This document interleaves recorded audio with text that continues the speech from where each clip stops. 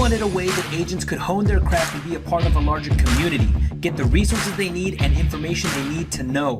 We cover relevant topics in the industry that will help you close more sales.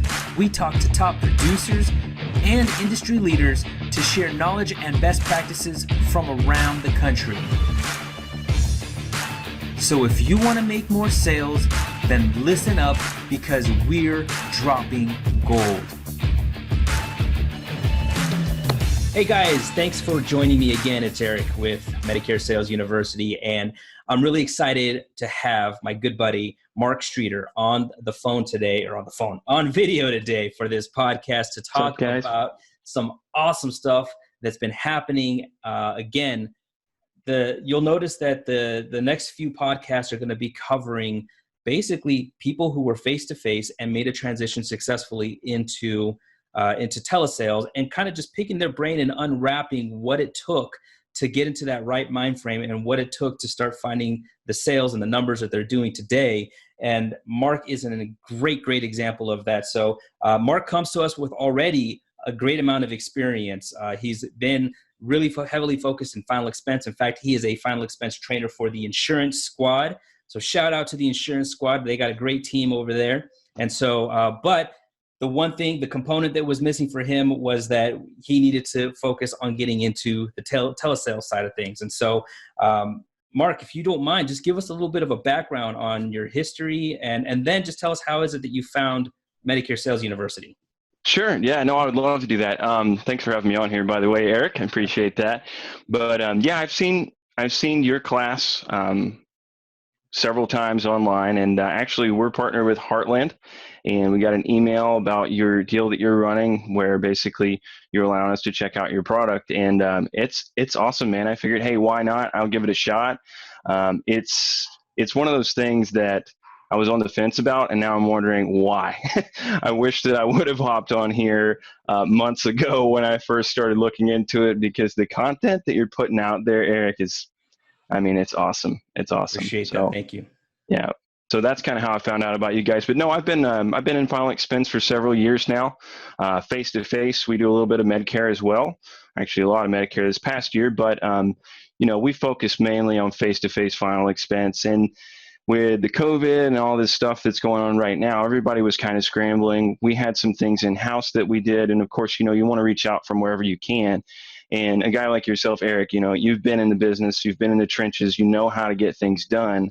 And so when I hopped on this program, like I said, I didn't know what to expect. And man, just the stuff you bring to the table has been game changing. I started out, I usually do pretty well out in the field, but using the CRM, I realized that I was leaving a ton of business on the table.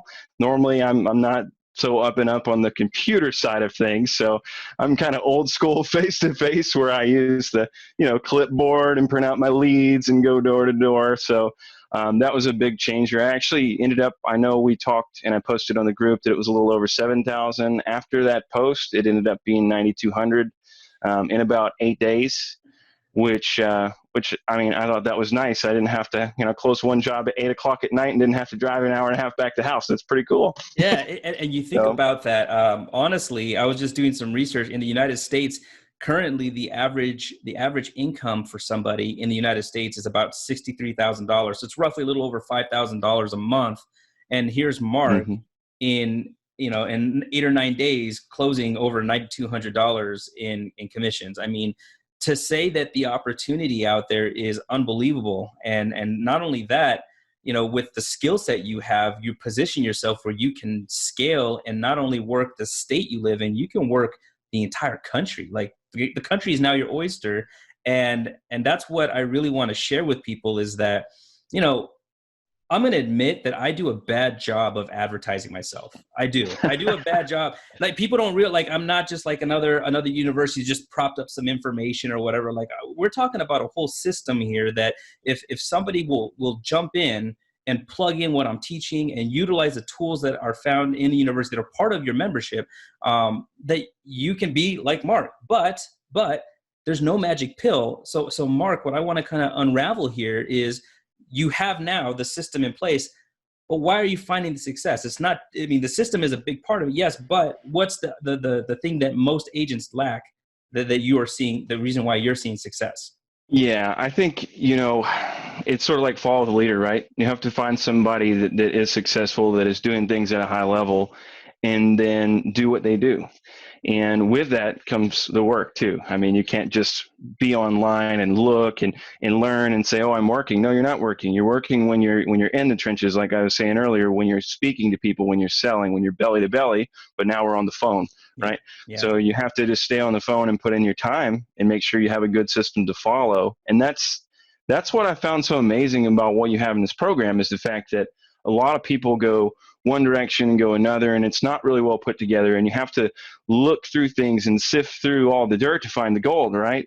But you've laid it out in a simple way that makes sense, that even though I've been in the business for a while, and I probably understand things a little bit more than I would if I just came into this. I think if I did just come into this program, I would have most of the tools, if not all the tools that I need, just from the televersity, to start being successful, man, to start having, my own business and growing my own book without having to, go to other places, which is awesome. I think it's Yeah. great. Give me some. So, I mean, what are some other things outside of the fact that you don't have to jump in a car and drive from place to place? What are some other benefits that you are now reaping as a result of changing over to selling over the phone? And an even bigger question, now that states are going to start reopening in the next month or so, like, are you going back to face to face? Sure. Yeah, that's something that we have definitely been talking about with the team. I think the car thing is huge, though. I mean, I hate to dismiss that. I mean, you put 1,000 miles on your car, 800 to 1,000 miles every week, and then you don't. I Yeah. mean, that gas money and that time, that windshield time is crazy. So I think I know where you're going with that. The big thing is, time is our one investment that we put into things that we can never get back a return on. It only goes forward. Hmm. And being able to be on the phone and eliminate that windshield time and just be purely prospecting and talking to folks. I think, man, I think it has the ability to, you know, become very scalable versus being out in the field. I mean, I think with the amount of time that I put in doing the 9,200, I mean, I probably would have put like 4,200 up.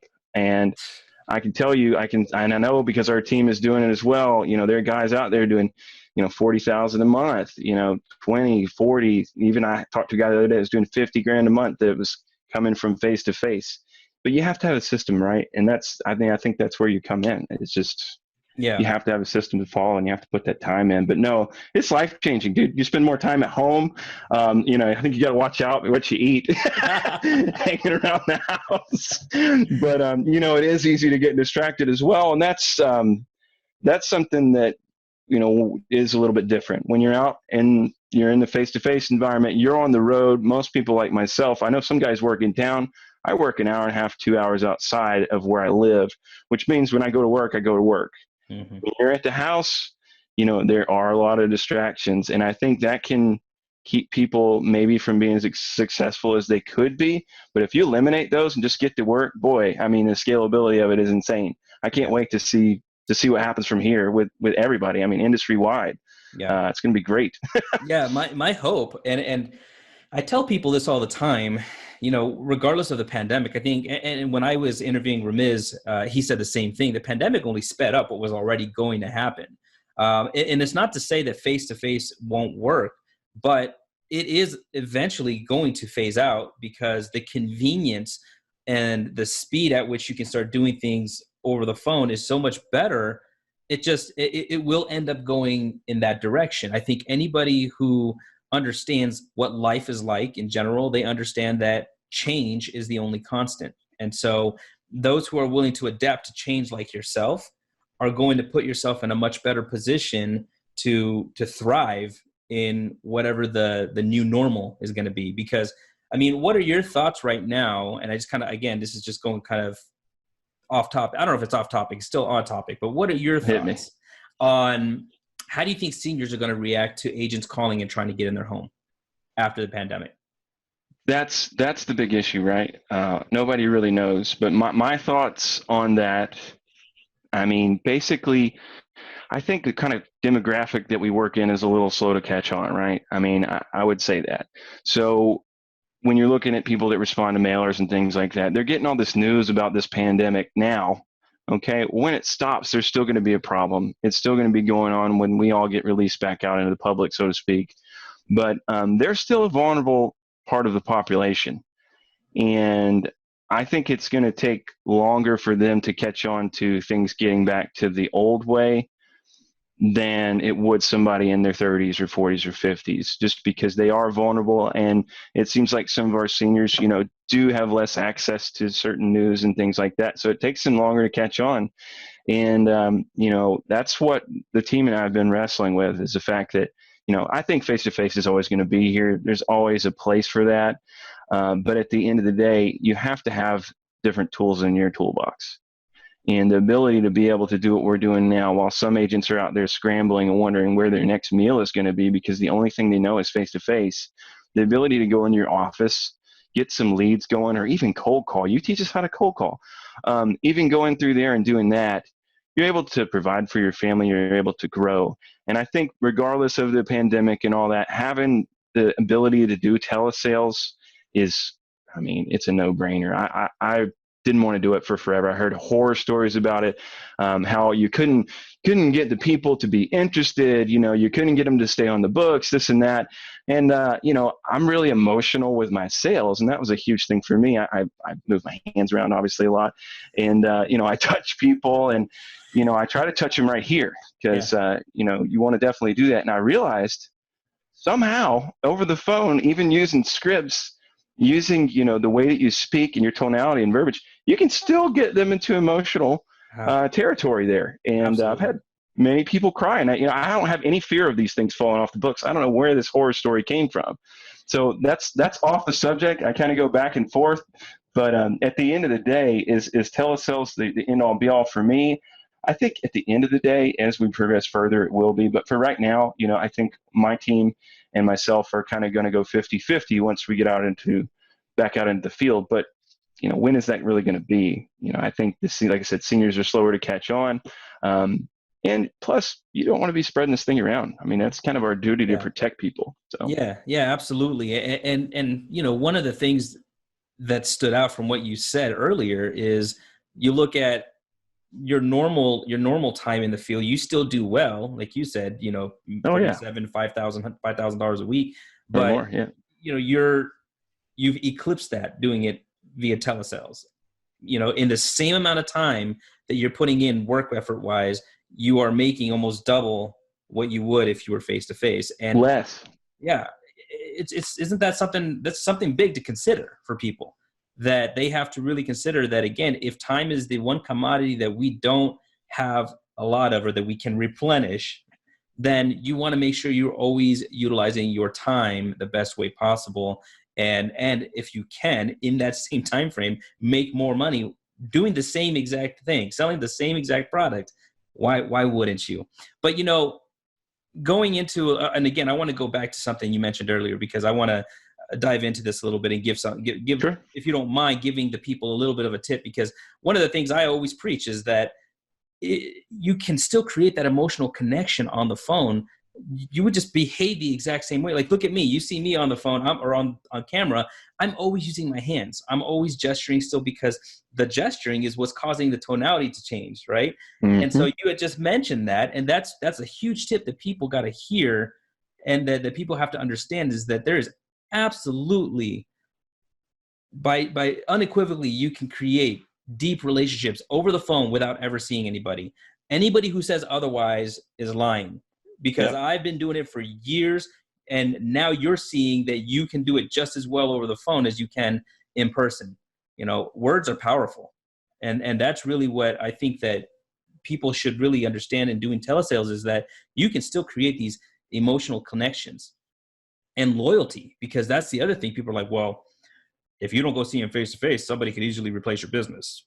And it's just like, no, you can create loyalty. You can definitely. I've already started getting referrals in the last few weeks that I've been doing this. That's from huge. Several ladies. And, they were in tears because they couldn't find anybody to cover their spouses or themselves, depending on which one I talked to. And, they're like, this is not even real, and they did the same thing that you would do in person. Only I feel like it was even more emotional. Like, it was just completely unbelievable to them. They're like, what? This is crazy. And yeah, they've called me and they said, hey, man, my sister needs help. One lady said, hey, I've got a personal friend. I don't think she has any insurance. Give her a call. I gave her a call and she's like, oh, thank you so much. I've been getting this stuff in the mail from Globe Life and Double ARP, and I've been thinking about giving them a shot. And I was like, oh, well, we're here to help. And, it's just, it is, you can be very emotional, and you're right. I think the biggest turning point for me was when you start looking at scripts, right, and you're not comfortable with it. And you're reading and you're like, okay, Mrs. Jones, yes, do you have your Medicare card? Just whatever the script is. Yeah. And then you come to a point where you start to learn it, and it starts to become a little bit second nature. And that's just from repetition. And then you can bounce around in that script. You can play with it, and it becomes more of a human approach rather than a robot. Yeah. And once you hit that point, and once you do start feeling, you'll feel yourself talking with your hands, your voice changing. You don't even realize it. You just get in a flow. Yeah. And when you hit that point, and it doesn't take long, guys, just get out there and do it. That's when you've got something. I mean, it's crazy. And that's what I've noticed. Most people, they got to get a couple of sales under their belt over the phone to really be like, wow, this is real. I can actually do this. I can actually do this, and I could do it over and over again. And to me, I've always loved the thrill of chasing that sale. I've always loved, especially when you get that sale, like it gives you this rush. And I think that's when you know that you're meant to be in sales, is because it's like you can close a deal and you just get this rush that comes over and you're just like, I want that again and again and again. And not only that, I mean, you're getting this rush from actually helping people. That's the beauty about what we do in serving seniors, is that there is a true necessity for the products we talk about, and people really need our help. And that's a big motivating factor for me to get up every day, sit down in this seat, and really just go hard every single day. So that's it. What are you doing right now that helps you to eliminate the distractions from working at home? Man, I think that's one of those things, like I said, I train a lot of agents, and, some people, they say have it and some people don't. And I think when people talk about that, it's just a decision that you make right here. And it says, hey, I'm going to do this. And if you don't have that, then you're going to have distractions. Yep. It's when you get to that point where you make that decision and you say, okay, great, I'm going to burn all the bridges. This is what I'm doing right now. I'll do something else later. But from this time to this time, this is where I'm going to sit, and I'm going to make my money. And if I don't make my money, I'm going to go through the process that I've been taught. And, it's proven to work, so it should work. If it doesn't today, it'll work tomorrow. Yeah. It's a numbers game, and you just have to realize what your process is designed to do. And then you just have to execute. Yeah. It doesn't matter what it is. And I think that's with anything in life. If you want to be successful, you got to put in the work, and you have to make up your mind right here, or else nothing gets done. I mean, this has been the time where I think the key word for me and for talking to my team has been discipline. Discipline has been the key word, because I'm in the same boat. I have distractions at home. My kid wants to keep coming to the door, but I got to sit down here. I got to lock the door, and I got to tell my wife, my kid, like, look, I'm trying to still provide for this family. I need that time. When that door is closed, don't bother me. I'll come out to have lunch with you guys, and I'm going to go back in, and then I'll come back out and when my day is done. But you guys just have to know that unless it's an urgent matter, like, I have to be left alone. That's just what has to happen. Now, I know that some people are not in that position. Some people are having to take care of their kid, and they don't have someone else to watch their kid in the meantime, and for that, I mean, I think, I try to think about, like, what would I do in that case? Maybe it would work, maybe it wouldn't. I mean, fortunately, my kid likes video games. So there you go. I would probably do something at least an hour at a time, where I say, okay, honey, for just an hour, play your video game, or do something just for an hour. I'll come out, spend 10 minutes, right? 10, 15 minutes, go back. If you got to, break up your timing, what are your thoughts on doing something like that, as advice? It's funny that you talk about games with your son. I play games too. I'm a grown man, but I still play video games. But I kind of gamified my dialing for this specific thing, because it is hard to sit down and go through that grind sometimes when you're not getting traction, and that happens. But then you do get traction, and you're like, boom, back on top of the world. So I have this right here. It's a box. It's a little cup of rocks. There's 100 rocks in here. Okay. Yeah. And then I've got another jar right here. It's a chalice. And my thing is, I'm going to take a rock from here and I'm going to put it in here.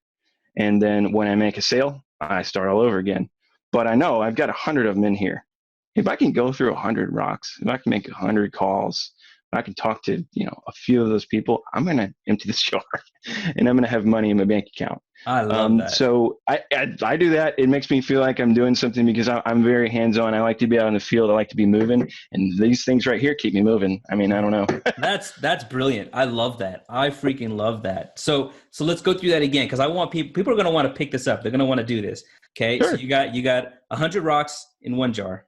Right. And you're saying for every phone call you make, you move a rock from that to the chalice, right? Yep. And so if you got through 50 calls and you make a sale, then you empty the chalice back into the bowl, and then you I go do. through making 100 more calls or until you Right. make another sale. Oh, That's that's right. awesome. So And I now, used to do tally marks, and just make tally marks, and I wasn't feeling it. I had to do something that was physical, yeah, and that helped. that's awesome. So what about when do you have a per day? Like, so, because I mean, you could go through that all day long, right? But if you hit like 2 sales in a day, is that kind of your goal, or like when do you know when to stop? I guess, is it just a time frame? Like you stop at a certain time? This is going to sound terrible. It's more like a feel thing for me. I know Yeah. if I put in the time, I'm going to make sales, right? So I know I need to put in a certain amount of time, and you never know when those sales are coming. So if I'm not making a sale, in a couple of hours, if like say I sit down for 4 or 5 hours, Mhm. I'm hungry. I want to go get lunch. Well, I'm not going to go get lunch, man. I'm going to keep talking to people until I feel like I'm done, like I'm spent, and then I'll take a break and get back to it. Yeah. Now, some of those spurts may last for 3, 4 hours. Some may last for 10 hours. I'm kind of liquid as far as that goes, so I can't really give anybody any specifics.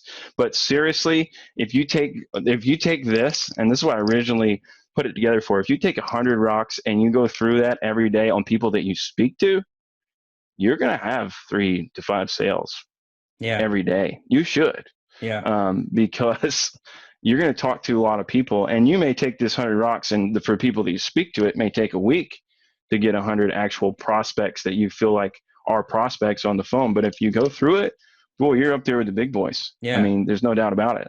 Yeah, so So so that's a different version that you're talking about there. That's basically, so the first version is you just move a rock to the chalice for every phone call, but the second game you could play with yourself is instead of moving it for every phone call, you move it for every conversation.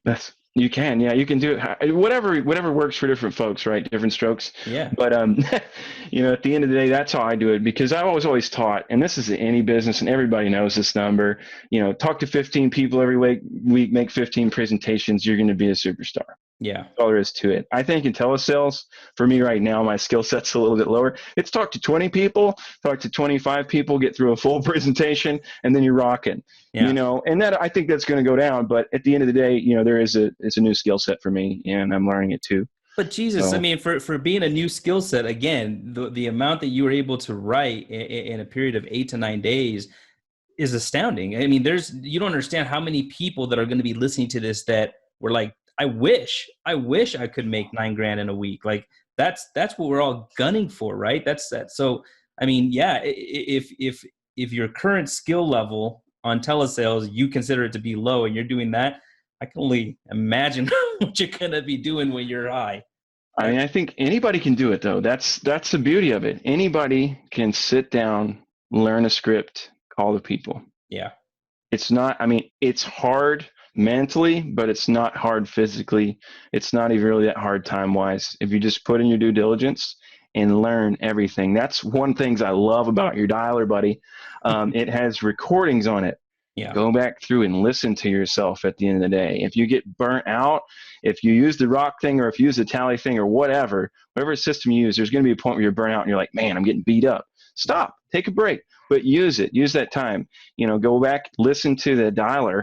That's what it's for. I mean, it's for obviously compliance, but you can use it as a tool for yourself. If you listen to yourself for about 3 or 4 days, that's a game changer for me. It's going to be night and day. Yeah, that's actually one of the things in the beginning when I first bring an agent into the organization and we go through training and they start making calls. I bring them in my office and we listen to recordings together. And I say, hey, Absolutely. this is where you could have said this instead of that. And you got to make sure you're asking open-ended questions here. And, so it's absolutely a game changer if you can be very analytical with yourself and make sure you do listen to your own calls and see, you know what, I could have done better here. I should have said this instead of that.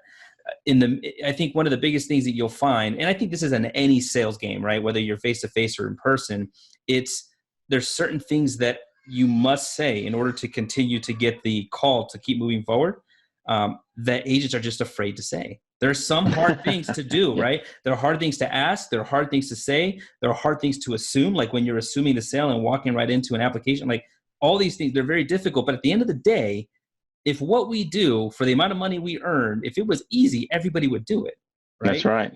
That's the barrier to entry, is that you have to understand that you need to have a solid work ethic. It's a simple game, but you need to have solid work ethic and the ability to grind through it so that you can get the numbers you want to get and you can be a baller like Mark. And you can't be scared.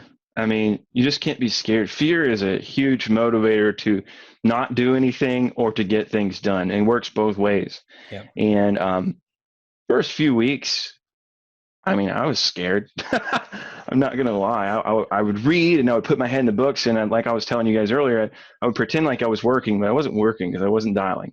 Yeah. And you can read all you want and you can do all that stuff and you can be scared to, fail and not do anything, or you can be scared and persevere and you lose that fear. And like what you were talking about, to say the necessary things, you have to call people out. Especially on the phone. And if they hang up on you, to me, I mean, it doesn't matter. That's not the prospect for me. I'm getting better every time I call the next person. And maybe they would have been a chargeback if they're going to be a doo-doo, But at the end of the day, I mean, there's going to be that trust factor. And I was talking to an agent, Monty Barrow. He's actually on your program too. And he was dialing and he was having a lot of trouble closing. And he was like, man, I can't figure out what's going on. I get to the bank account, this and that. And we found out it was, it's a trust thing. At the end of the day, he kept trying to skirt around it. And we went back, listened to the calls and found out that, hey, it sounds like that's really a trust thing. So one little tip that I figured out on that and what I told him, and now it's been working, is, break that barrier down. If you're at that point in the call, there's nothing you can say to get that sale back, but you can try to, not to get it back. There's nothing you can say to lose it again. Right. But you can get it back. So, I told him, I was like, just call them out. There's only a couple reasons why you wouldn't be doing this. Is it the money? And you've already done a price drop. Well, no, it's not the money. Okay. Is it the company? No, I've heard of the company. Is it me? Is it, you don't trust me, man? It's Grant Cardone. And just pick on them a little bit. And they're like, well, yeah, I just met you. We've talked for an hour. I just feel a little uncomfortable. Okay, great. Let me send you over my license. We can get on the phone with, the state board if you want. But let me just go ahead and send this over in a picture of me. It's going to be goofy, and I'll have my ID, hold it up like, hey. And, every time I've done it, I go, did you get it? And they're like, yep. Okay. What's your middle initial? Or whatever it is we got stuck on. And they're like, okay. And they love me. Yeah. But, little things like that, I think at first I was super scared to do that. I was going, man, I'm not going to, that's rude to call somebody out on that or whatever it is. You have to. That's it. You have to. And that's really where you're going to see the dynamic of the people who are doing very well and the people who are just doing okay. The ones who are doing very well are the ones who are bold enough to say, hey, I got to call out right here. I got to call you out here. Obviously in a respectful manner. It's not like when people hear this, please listen. We're not saying that by being bold, you have to be rude. Right. That is not what we mean. It's just that there are certain things, and just like how he mentioned, well, is it, what's the problem here? Is it that, is it a trust factor? Is it a money factor? That's bold to have to ask that. Is it me? Is it me that you don't like? You don't trust? They always laugh, but it is you. Yeah, that's absolutely but right. But it's like that with any objection, Yeah, that's absolutely right. So, man, those are some great tips that you gave today. I really appreciate having you on the program today. I love what you have to say. I love seeing the success you found in the university and using the tools. Man, I'm excited to just keep watching your progression because, man, I can see that you're going to be. You're already a beast. Let's not kid. You're already a beast in what you're doing. But if what you're doing numbers wise is for somebody who is just getting started in telesales, I can only imagine once you really refine the craft. And man, it's going to be something to look out for. So I definitely will have you on again in the future to check in. I think that it'll be a great progression to see. You're awesome, Eric. I appreciate what you're doing for us all too, buddy. Thank you so much. It's huge. It's huge. Awesome. And I can't wait to throw the MedSups in there. I haven't had a chance. We didn't even talk about that, but the training you have on the MedSups is amazing. Yeah. That's when that residual income starts coming in from Medicare. That's when life's change, my friend. That's when Yes, people are sir. just like, wow. I mean, the final expense game is definitely great. Like you can make a lot of money, but man, when you get those residual income coming in from Medicare, that's when people are just like, I'm living the good life. Let's not even talk. I mean, again, I know there's some final expense carriers that will do trips, right? They'll do trips for production, but man, MedSups, a lot of carriers in the MedSup game will do trips for production, and those are some of the best trips. I actually have had so much fun. I've traveled the world because of Medicare production. It's been, like I said, this business has given me so much that's why the university is my way of giving back. I want to see more people get into this business because it's such a beautiful business to be in, for those who are willing to work hard and really apply what I'm teaching and utilize the systems and tools. So again, you're a great example. Again, I'm not saying that you already knew your stuff. It's beautiful to see somebody come into the university who will go ahead and apply what I've been teaching for telesales for years. Okay. And I always tell people, I've been doing telesales since 2008. All right. This has been my passion. So I'm pre-pandemic, but man, it's beautiful to see some guys like you just take to it and do so well. Appreciate it, man. Again, Mark, thanks for being on, man. Guys, stay tuned for the next few episodes. We're going to be interviewing more people who have made the same switch and some tips and tricks that they can impart, just like how Mark has given some beautifully well said, big, huge golden bombs. Those are awesome. Try the rock thing. I'm telling you guys, that is so cool. Try the rock to chalice thing. Let's call it the bowl to chalice challenge. Keep you accountable. All right, there you go. We'll see you guys on the next episode. Hey, thanks for checking out the podcast. If you want access to a special free trial offer to this proven system that gets agents writing business 100% over the phone, then send me a text, 480-573-7559. This is access to the whole package, the knowledge, the tools, the scripts, the ongoing training. It's all found here at MedicareSalesUniversity.net. Send me a text. See you on the other side.